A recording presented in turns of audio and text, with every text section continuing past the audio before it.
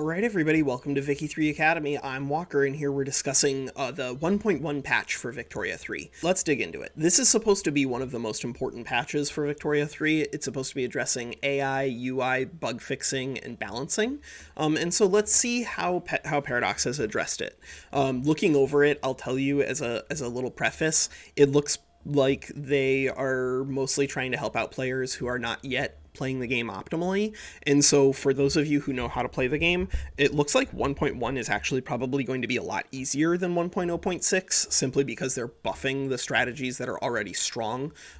So look forward to having an insanely easy world conquest in 1.1. But yeah, let's dig into the features. So first, reworked morale to inflict a base loss for every round of battle. What this means is basically, if you have an advantage in terms of your quality, you are going to crush some of your enemies a lot faster. And so that's going to make doing stuff like conquering China just like a lot easier than it is normally.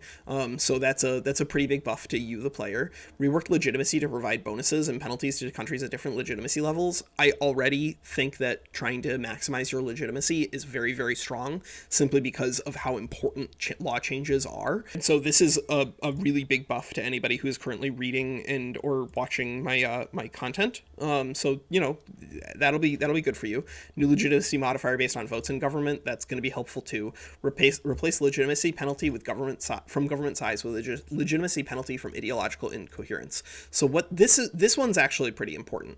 What this means is that for those of you who have not yet been trying to play around with using like devout to replace the landowners, you need to be a lot more aware of the way in which you're trying to combine interest groups. And some of the interest groups that I recommend right now might not get along as well. So intelligentsia is going to have a harder time getting along with the landowner and the devout. But I think generally speaking, this is going to be a bonus to people, because I like making incremental changes in Victoria 3. I think that incremental changes in Victoria 3 are generally going to be the strongest. Treaty ports no longer function. This one's actually, I think, a really good one. This one's inspired by the Pondicherry thing, which is nonsense. Like, for those of you who don't understand, France starts with a treaty port down here in India through Pondicherry that allows them to have access. It allows them to essentially have a treaty port in the British market,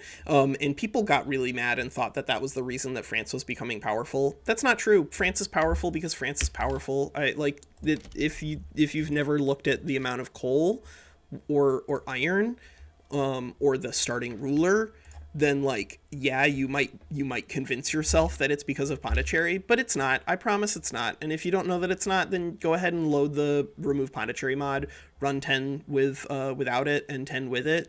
It makes almost no difference. France is strong because France is strong. That said, this, I think, is a flavor win, because like, it doesn't make any sense that you should be able to use a treaty port in someone of an equal power. Treaty ports are supposed to represent unequal treaties, right? You can't use unequal treaties if you are equal. And so while I think the reasoning behind this one is largely nonsense, I think the understanding of it in a historical sense is only good. And I think that the mechanical bonuses are going to be pretty helpful. It does make Portugal a lot weaker though. So be aware that Portugal is probably going to get crushed by the 1.0.6 to 1.1 change. So just be aware that the main strength of Portugal, access to a treaty port in both the British market via Goa and the Qing market via Macau, your life has just gotten a lot harder. But other than that, I think this is going to be a pretty big upgrade. Balance, again, this is like largely indicative that I think most people are not playing the game well at this point, because there's no reason to be adding authority bonuses to high and very high government wages. The reason that Paradox highlights it themselves is that, you know, like, people's lizard brains, they want to reduce the costs associated with these things, but this is already horrible in game. There's no reason to to buff not going down here, because it's going to make the intelligentsia and the petite bourgeoisie mad at you, but way more importantly, these government wages are being paid to the people who are working in your government administration and your university, and therefore it's paying, depending on the nature of the jobs that you have set up, it's paying a bunch of money to bureaucrats, clergymen, and clerks, or if you switch out of administrative clergy and into secular administration, it's just giving a bunch of money to bureaucrats and clerks. And guess what? Bureaucrats and clerks are going to want to associate with the intelligentsia. And so unless you're trying to do like a meme run where like you beat the crap out of the intelligentsia because you hate them, low government wages is already terrible for you. You should probably be on high or very high government wages most of the time, even in 1.0.6, because of the nature of political clout. So clout, for those of you who don't understand, it's going to come from votes if there are votes going around, if there's any sort of democratic process. But if there isn't, then all of that power is going to be coming from wealth and laws modifying it, or wealth and average wealth and laws modifying it. And guess what the easiest way to increase the wealth of the intelligentsia, who are clerks, bureaucrats, aristocrats, and academics, but mostly clerks and bureaucrats, is to do this. Like, Jesus, there's no reason for them to be adding this. I'm not mad, because it means that we're going to be able to do like stupid powerful things in 1.1. But holy crap, this is overtuned, because it's already like, this is already optimal. I think this is acceptable if you can't afford this, but somewhere around here is where you want to be, like 99% of the time, if you know what you're doing. And so that it's gonna be nice that we get morale recovery and power projection from high and very high government wage or military wages too. But that was already something that you were going to be doing anyway, because that was something that you needed to do to ensure that your troops could actually hire. Because as you develop and grow, you're going to find that you're going to have fewer and fewer peasants around, and so you're going to have a harder and harder time hiring for your barracks. And so just to hire for your barracks and keep your military train going, you're going to need to go into the higher military wages. This one is a little more excusable than government wages, simply because this one, as long as you can ensure that you are meeting this +5 bonus for military tech cost, as long as you can do that pretty consistently, then you're in good shape. But like, this is so good already that it's a little insane that we're getting even more bonuses. Fortunately, lowered training rate penalty for very low military wages means that like if you have to go insanely deep on military wages, you can, but you should not be. It's just bad for you. The pop types that you can pay are generally pop types that you want to be associated with anyway, because those are the IGs that you want to be associated with anyway. And so this is something where like pretty clearly they've been adding this because people haven't been doing it enough. But that's okay. That just means that if you're watching this video, again, your life is about to be a lot easier. This is another thing that's going to make your life a lot easier, because it means that your buildings are going to try to keep money away from the hands of your trade unionists and your laborers, unless they can't. And if you build like crazy and you build it to the point where there aren't a whole lot of jobs available and everyone is trying to like compete for, or there's not a whole lot of labor available and everyone's trying to compete for the labor, the prices on wages are going to go up. And if you're building a lot, which is what you should be doing, then you should be increasing that wage target just by forcing people to, by forcing capitalists to compete for your pops.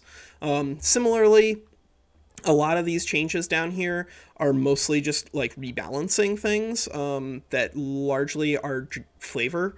Unincorporated states having their voting power reduced is pretty neat, because it means that you can like conquer parts of China without having the power of the Chinese pops like take control of your government. But largely it's not going to matter once you get really rolling in terms of your development. Rebalance port production methods to generally increase convoy production is helpful, because like convoys are really good. It allows you to do trade. It allows you to do naval invasions with supply. Like this one I think is just pure upside for everybody, because convoys are really annoying when you're a tiny minor nation, and now it sounds like you'll be you'll be generally happier. I'm also really happy with this one. Having done the Cape Colony basic country guide, holy crap. It's a puppet. It's so hard. Like I succeeded after filming it and gaining independence from the UK, but it was tough. It was very tough. I do not think that you should recommend Cape Colony to anyone who has not yet played the game for like at least 50 hours. Whereas Persia, I think, is very forgivable. This one, I think that tag, I'll probably do another basic country guide for it. Maybe when patch 1.1 drops. But Persia is in a much better position instead of versus Cape Colony in the hands of a new player. This is like just flavor text.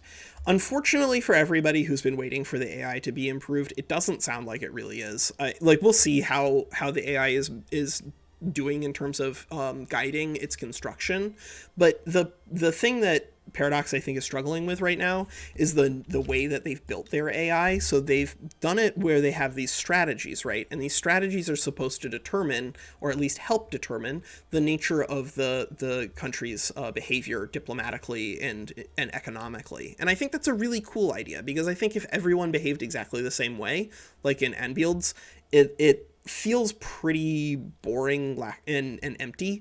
But unfortunately, unless they've dramatically increased the ability of the AI to grow their construction sectors, which does not say anything about that in here, the AI is still going to be hilariously weak in 1.1.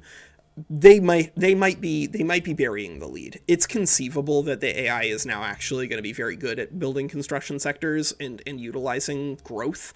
But if they're not, then again, this looks like it's going to be map painting central. So look forward to that, because a lot of these are mostly just like settling bugs to prevent the AI from fighting 20-year-long wars that are doing nothing. That makes sense. That's good. But nothing in here says anything about growing their growth. All of this stuff is about like AI behaviors, but not AI strategies. And I think AI strategies are the big problem with them right now. I think that they really, really, really need a way to encourage, especially great powers and major powers, to care about prestige, because prestige is the measurement of strength in this game. It's the total measurement of strength in this game, because look at all these things that contribute to prestige. They're all the things that make you strong. And so if they can make it so that the AI understands prestige and wants to develop its prestige in line with its strategies, that would be cool. As Great Britain, then we would, go in here and we'd say, all right, what are the leading goods producers of? All right, we're the number 3 producer of ammunition, number 3 producer of clothes, number 3 producer of furniture. If you care about prestige, then you'll try to prioritize like building stuff that builds those things, because those are industrial goods mostly, and you have a strategy that says that you're supposed to care about that. So if they want to make the AI stronger, they need to have a method that assesses whether or not what they are doing is making the country stronger or not. Because you can even apply the same thing if you're trying to expand resource industries, right? You can do the same thing here as Austria. Like if Austria wanted to expand its resource industries and improve its prestige, then it would go in here and it would go, hey, all right, what are we getting leading goods producers from? Iron. All right, so we can get more iron. And if they were building more iron, guess what? Austria would be a lot stronger if they were building more iron, because then they not only would have more iron to do more iron frame construction with, but that would build up their capitalist base a little bit. So like I think they have the tools necessary to make it so that the AI can use their strategies, like these strategies, well, to develop their own political power base, their own prestige. But that's not what's in this. And so I think the AI, it sounds like, is probably still going to be very, very weak. We'll find out. We will find out. But it does not sound like there have been meaningful AI improvements, which is a little disappointing, considering that is, I think, the biggest problem with the game right now. And then, of course, we get down to interface, where it looks like they've added a lot of things to the interface. which I guess is okay, but they haven't really removed anything. I think there's too much information on the screen that doesn't matter and shouldn't be here because it distracts new players and confuses them. And if you're a more advanced player and you understand what's going on, then like you don't need to see some of this stuff. Like literacy doesn't need to be on this pile up here. There's way too much stuff up here that just doesn't matter. Like radicals and loyalists need to go. A lot of this information doesn't actually matter once you understand how to play the game, because you can view kind of the same information when it comes to radicals and loyalists by just like mousing over this stuff. I understand that people like to have this information available because they like to obsess over these numbers, and if you like to obsess over them for like vanity purposes, then you can. But I think that a cleaner user interface is one that highlights the important things, and I think that right now, because they like the current situation bar, there's just way too much nonsense in here. There's way too much nonsense in here. And so it makes it impossible to like use it for something useful. I would like to see us have the ability to click and drag some of these out to drop them here, so that way we can have them alongside the other important things like bureaucratic shortfall. This is important. Insufficient taxation capacity where you have peasants, that's not important. Isolated state regions, that's important. Unproductive trade routes, I don't know if that's important enough to deserve a spot up here in current situation. Because if there's too many things in this current situation, too many things that are like very, very situational and useless, then watching that number move up and down means nothing and doesn't really help you as the player. And unfortunately, it looks like the UI isn't really getting any improvement on that front. They also don't really say in here if they are changing the way that the outliner operates when it comes to construction. So like one of the most cogent criticisms I can come up with is that I shouldn't have to mouse over this to see how much infrastructure we have remaining, how much population we have remaining that isn't working. That should be right here. That should be here. And right now, at least as far as I can tell in this description, they're not changing that either. So the UI, I think they obviously have been working on stuff for patch 1.1, but I think they largely missed the mark in regards to the two most important things. Fortunately, when it comes to the content, there's some neat things in here that I don't think are necessary. This one is like cute. It's definitely historically accurate, right? The opening of Japan was like one of the critical things that led to the disintegration of the Tokugawa shogunate. But if you know how to play Japan, you don't need that help right now. It's pretty easy to overthrow the shogunate if you plan correctly. Same with like a lot of the other stuff in here. Like it's not that I'm conservative IGs, or I would call them pre-industrial IGs, but sure, conservative IGs tend to be significantly stronger at the start of the game in most countries. That's cool. I don't mind that. I'm very happy working with the devout to destroy the landowners, at least temporarily, and then destroy the devout in turn. Like, no, just remember that your IGs are not your friends. Your IGs are your enemies. They're the people you have to destroy all the time.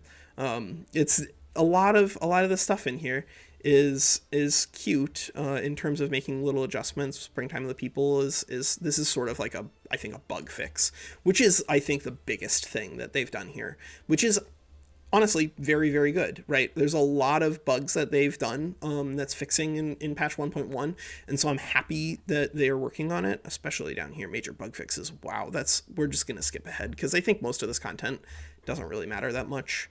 Major bug fixes, though, are going to be a big deal. Fixed overflows, this is huge. This is absolutely huge. Like, without this fixed overflow, the late game is effectively unplayable. Same with issues leading to most characters having a lifespan in excess of 90 years.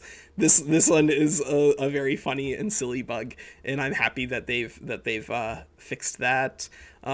They fixed an issue that made the policy 60 years instead of 60 months. Okay, awesome. That's a great upgrade too. A bug that would cause garrison units to not recover morale. Awesome. All of these. So as disappointed as I am with the AI and UI fixes, this bug fixing thing looks incredible. This this section here, it really does, it ensures that angry IGs will leave government if able to do so, even in a party. That makes it a lot easier to work with democracy if you have a strong landowner, because you can piss the landowner off that they leave, and then you can get stuff done. Pops in unincorporated states get a 50% penalty to political strength as intended. Awesome. That means that you can use incorporated or unincorporated states to have a lot of control over the political makeup of your country. Same with discriminated pops if you want. Yeah, there's just like a lot of really, really good. Oh, expedition leaders are now properly returned. They no longer automatically fail after turning back. There's a lot of bug fixing stuff here that is just A+. And so net, I think patch 1.1 I think is gonna be like a C+ from me, because I might be overreacting to what they are telling us in the AI and UI, but the AI and UI, I think it's an F from me. It doesn't sound like they've made a lot of meaningful improvements there, and I think it's unfortunate, because I think that they highlighted it correctly, that those are big problems in the game right now. But bright side, bug fixing, this reads really, really well. Removing crashes is awesome, and making all of these major bugs, especially the overflow bug, go away. That's chef's kiss. That's a masterpiece. Same with these minor bug fixings. Like, sometimes they're not even like things that are necessarily going to hurt you, but yeah, this is annoying. I do stuff in observer mode, and yeah, it is annoying to have issues there. But the most important thing that they want to highlight for you, of course, is if you are loading a 1.0.6 save game into this, you will lose the bureaucracy tech. So you can open it in debug and then fix it if you want to. But I think that largely I'm going to be interested in doing patch 1.1. And of course, they've told us their release date here, which is Monday, December 5th at 10 Central European time. That's going to be cool. So look forward to that coming out. I think overall this patch is a little underwhelming in terms of what they've highlighted in terms of changes for AI and UI. We will see if they like buried the lead on anything. But I think that largely this is going to be probably like an easier patch to do world conquests and map painting on. So if you like doing stupid stuff, then you're really gonna love patch 1.1. I know I'm really gonna love patch 1.1, because it sure does sound like it's gonna be just a romp through the clover fields, but we'll find out. Let me know if there's anything in here that you are looking forward to in particular. I think that overall the patch is fine. It's a step in the right direction, but it's not a giant leap, which is kind of what I was hoping for. But you know what? The people who are working on the team are working hard, and they probably know that there's still a lot of work that needs to be done on Victoria 3 to make it the best game that Paradox has ever made. But they're getting there. They're getting there. All right, that's Walker. Take care.